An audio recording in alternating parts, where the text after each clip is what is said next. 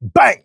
Neeves Knives, I'm Jared, and today we're checking out a bunch of Ketuo knives, starting it off with the Dirty Bird. Now, the Dirty Bird, what's really cool about this is the price. This is actually pretty affordable for what you're getting. I mean, you're getting an M390 blade. You got the little card in there, but it's got M390 Damascus in a couple different areas, and it is actually pretty decent Damascus, and it's only like 250 bucks. So titanium M390 Damascus for 250 bucks or something like that. That's crazy. I actually seen a Citivian going for that much money, you know, and this is a company that's been known to do amazing, amazing work. We have this cool rock pattern on this, I'm going to call it a drop sheep's foot.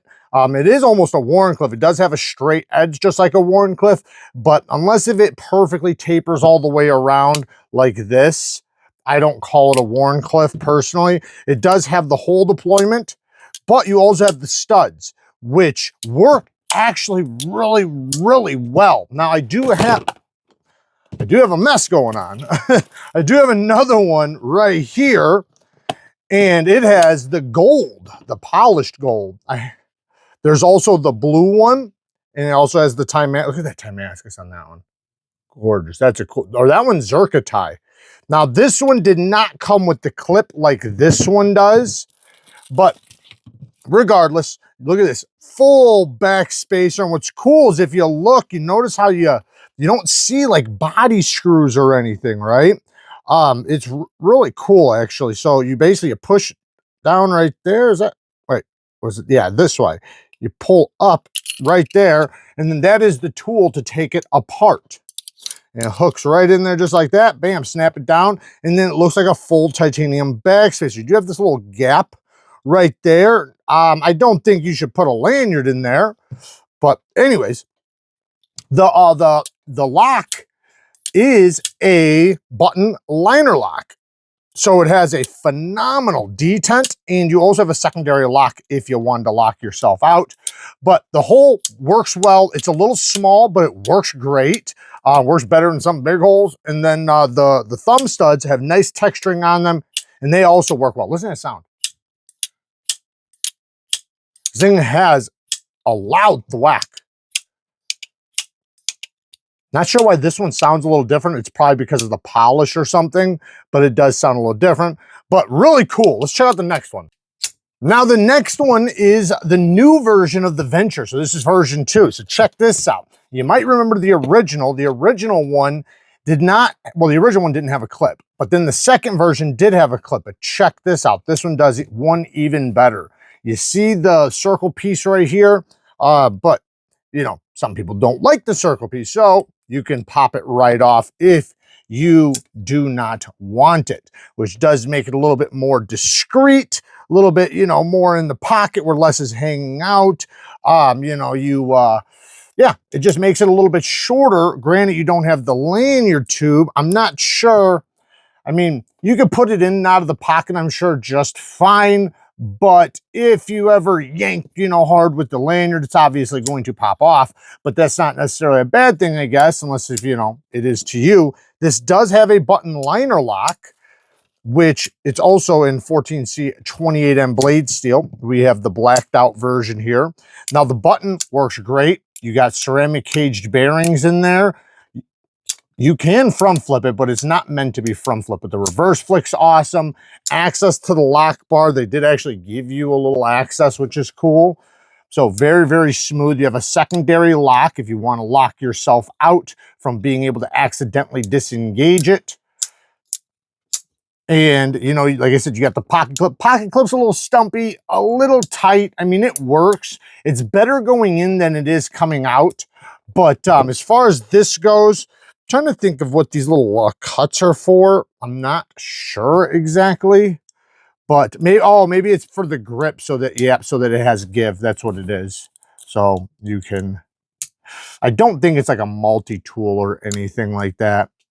They did put a little sharpening notch there. I would have preferred a way bigger sharpening notch so that you have life to sharpen off before you hit that plunge. However, this is a an easy one to do yourself. As long as you keep it in front of here like the original one is, you'll be just fine. 14C, G10, cool little spay point style or sheep's foot style blade shape. It is more of a spay point. You got that belly there to cut down on a flat surface. Nice straight flat for slicing. And you do have a little bit of tip for utility cuts. Not the pokiest, but you can definitely use it. Phenomenal detent in action. And you always can use the button to swing it out as well. Let's get to the next one. Next, we have the Yakuza. Now the Yakuza is somewhat of like a budget premium knife. I will talk more about that. But we have different versions of shred carbon fiber. So we have just regular shred carbon fiber, purple shred carbon fiber with the purple titanium and with purple accents. This one just has black accents, but it does have a matching liner to the blade. Then we have the blacked out blade with the green and blue shred carbon fiber. It looks really, really cool.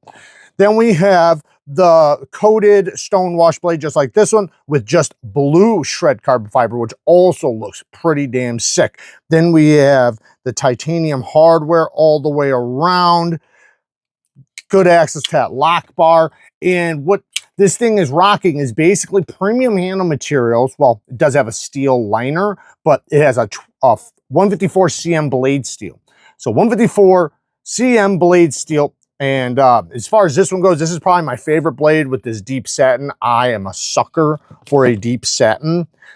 And you can just see it. Look at that. It looks sick. I love the look of that. And we have a straight back modified Japanese tanto. I call it a modified Japanese tanto because an American tanto has two straight edges and a secondary tip. Now, the original Japanese tanto didn't have the secondary tip, but it did have a dual grind, but it just rounded. So this one does utilize a secondary tip, but it is rounded also. So that's why I'm calling it that. We have a dual grind, a hollow grind here, and then a flat grind here, which makes it a little thicker, more stable up there. The tip is going to be nice and solid. So you have a great straight edge for slicing, especially with these ergonomics. Very comfortable in the hand. Then you have the rounded end for, cutting down on flat surface, and then the secondary tip for utility cuts. The primary tip, it's not going to be used for much except for maybe puncturing without breaking your tip. Good access to the lock bar.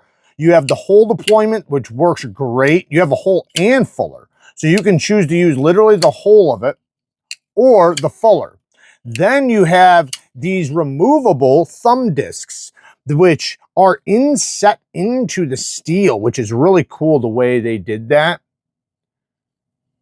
And, like I said, it is removable, but they work great. They're angled, so your thumb just like lands right underneath it. Whether you're doing the reverse flick or thumb flick, they both work great. Then you have a front flipper. Now, the front flipper could have been up a little bit higher. It works fine. I'm not like complaining that it doesn't work, but you see we have all the room here. I'm not sure why they didn't just extend it up just a little bit higher. Maybe they were afraid of it pinching you coming around. I'm not sure. It works fine, but it could be a little bit better, and the jimping could be a little bit finer, or sorry, closer together and sharper. But either way, it works just fine. Like I was saying before, the ergos are hand melting. This is such comfortable ergonomics. Like, you might not be able to tell just from looking at it, but my goodness, does it just melt in your hand. Great pinch grips as well. Like I said, great access to that lock bar. Nice texturing on the lock bar. We do have a reversible titanium clip with a titanium replacement piece. TA hardware all the way around. The clip, not the best clip. It's also not the worst clip. It works okay, but it does take a little bit of pressure going in and does have a pop going out. So it's fine. It's a clip and it works. It's not like horrible. It's not even really bad. It's just not great. As far as smoothness goes. Now, man, listen to the sound of that. Anyways, nice sound to it. I love this knife. I love the premium one. I thought the premium one was a very attractive knife, and it is. As far as these go, I will say the price is a little heavy. It's 154 cm, which is still considered a mid-grade steel. It's considered leaning towards a budget steel, mid-grade steel. It's just under S35 VM in edge retention. So if you're gonna match, or if you're gonna decide them based on edge retention, it would be just under S35VM. You have a premium handle material being the shred carbon fiber, and then you have the titanium hardware. Now, there's steel liners in here. I don't think this is a steel backspacer based on the anodization. I think that's just the liners I'm picking up, because I think it's just the liners I'm picking up. So we have titanium hardware, you know, in the carbon fiber. I'm just not sure if I see the price justified here. I think that it should be, I mean, it's not horrible, to be honest, with the hardware and parts. And I'm not sure the deal they're doing as far as Ketuo and Reich, you know, I don't know exactly how they break that up, if they all have their own machines or if one utilizes another or whatever. But if this was a designer's knife, right? Like if a designer made this and had their brand on it and had Ketuo make it, I would say the price is just fine. As in that regards, it makes sense. But coming directly from the company, if they're making it, like I said, I'm not sure their deal, then it just feels like it's a little bit heavy, a little bit. You know, I feel like it'd be better at like 130. Like, so I'm not like saying like that this is, oh man, it's just way overpriced. We're talking about overpriced by like 20 bucks.